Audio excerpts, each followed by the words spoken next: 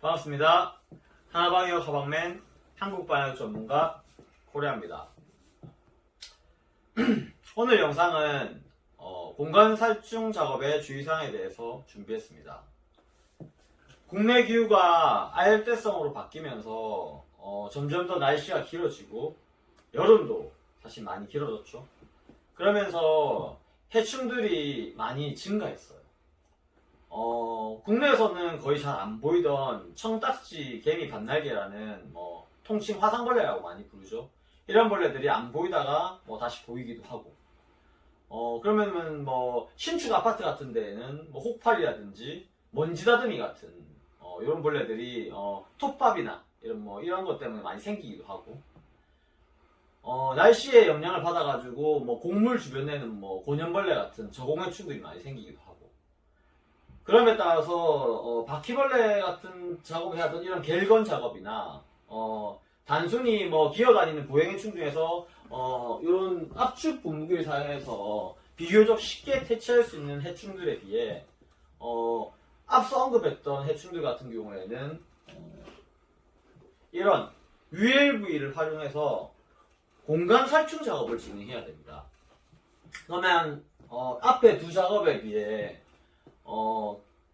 도포 작업이나 자율 분무 작업에 비해 공간 살충 작업은 공간 전체에다가 아무래도 벌레를 죽이기 위해서 살포를 진행하기 때문에 주의사항이 조금 있습니다.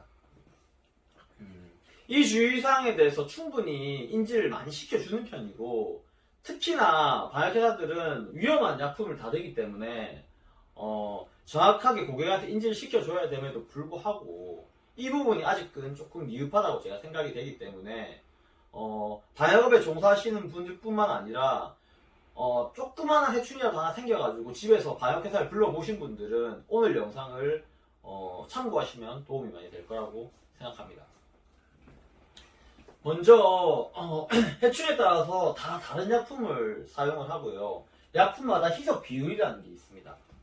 희석 비율을 300배, 400배 이렇게 진하게 연하게 사용하면은 아무래도 조금 더 약품이 덜 해롭겠죠. 근데 만약에 100배, 50배 이렇게 희석 비율을 약하게 진하게 작업을 하게 되면 이때는 사람한테 많이 해롭습니다.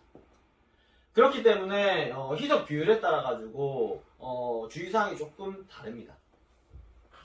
기본적으로 희석 비율에 상관없이 공간 살충 작업을 진행했다고 가정을 하면 살충 작업일 경우에는 최소한 3시간은 집을 비워주셔야 됩니다. 3시간에서 최대 진짜 진하게 작업하는 경우에는 2일까지도 집을 비워줘야 되는 경우도 있습니다. 자, 그럼 여기에 대해서 조금 설명을 드릴게요. 먼저 오늘 공간 살충 작업을 했으면 3시간을 비워야 되는 작업을 만약 했다고 가정을 했을 때, 첫 번째로 문이나 창문 같은 경우에는 다 닫고 작업하는 게 작업 효과가 뛰어나기 때문에 그렇게 작업을 해야 되고요. 그럴 경우에는 공기 중에 있는 기체들이 액화가 되면서 바닥 쪽에 이제 하얗게 물처럼 보이는 경우들이 조금 생깁니다. 3시간 있다가 집에 들어왔을 때 반드시 창문을 열어서 환기를 시켜주시고요. 바닥에 이 고인 물뿐만 아니고 집 전체적인 청소를 한번 해주셔야 돼요. 작업 시간이 생각보다 그렇게 오래 걸리지는 않습니다. 작업 시간이 20분이라고 가정을 하면 청소 시간도 20분만 투자하시면 돼요. 그 이상 투자하실 필요는 없습니다. 그 대신 작업 시간이 오래 걸리는 작업과 진하게 작업했을 때는 그것보다도 청소를 더 오래 하셔야겠죠.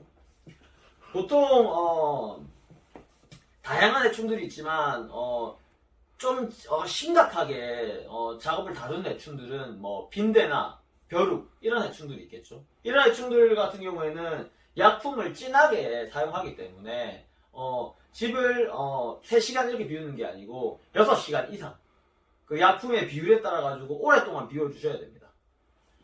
그래서 작업을 하게 되면 아까 말했다시피 청소를 꼭 해주셔야 되고 환기도 꼭 해주셔야 된다는 걸 기억해야 되고요. 자, 이거는 기본적인 상황이고, 어떤 공간 살충 작업을 했더라도 이 작업은 이것은 꼭 지켜주셔야 되고요. 자, 다음은 특히 주의해야 될 곳이 3곳이 있습니다. 자, 첫 번째는 아기 키우는 집이에요. 아무래도 아기 나이가 어떻게 어릴수록 기어다니고 물건을 손으로 만지려는 특징이 있기 때문에 만진 물건은 또 입으로 가져가기도 합니다. 그래서 똑같은 공간 살충을 했더라도 아기가 있는 집은 조금 더 시간을 두고 들어오시는 게 좋습니다.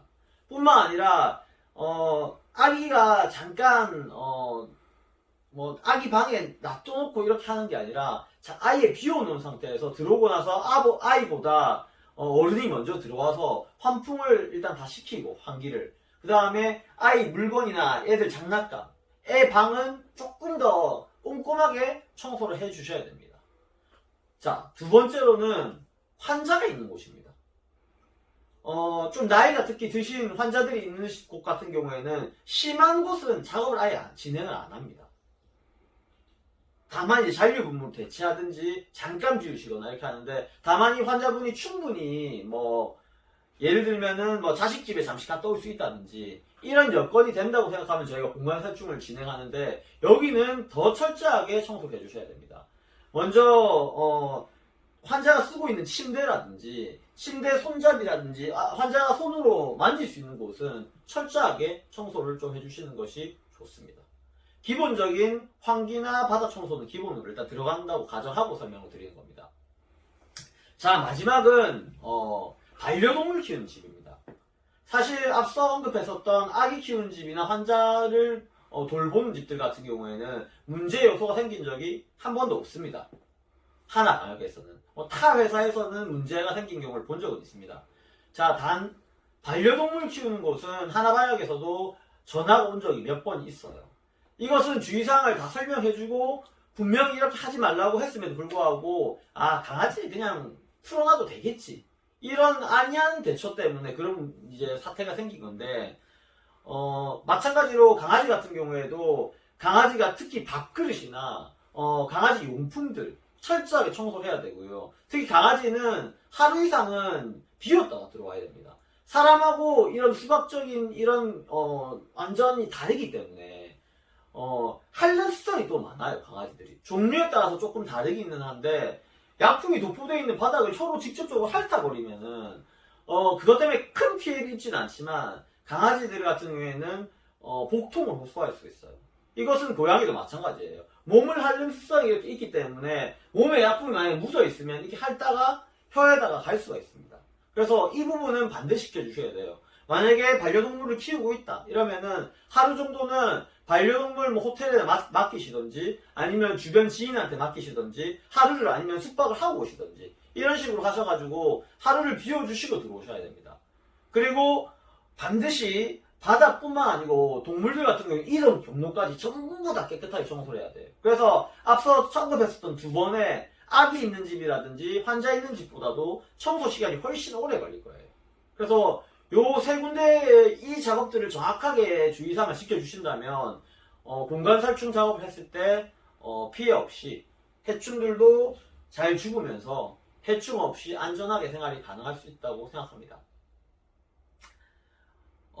이 내용들은 작업하러 갈 때마다 사실 제가 고객분들에게 충분히 설명을 드리는 내용이고 하나방역 직원들도 충분히 설명을 잘 드리고 있지만 또 한 번 얘기를 듣고 까먹을 수가 있고 설명을 하다 보면 설명이 조금 미흡할 수도 있어요.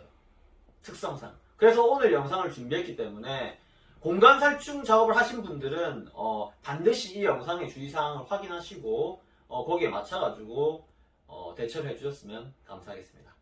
오늘 준비한 영상은 여기까지입니다.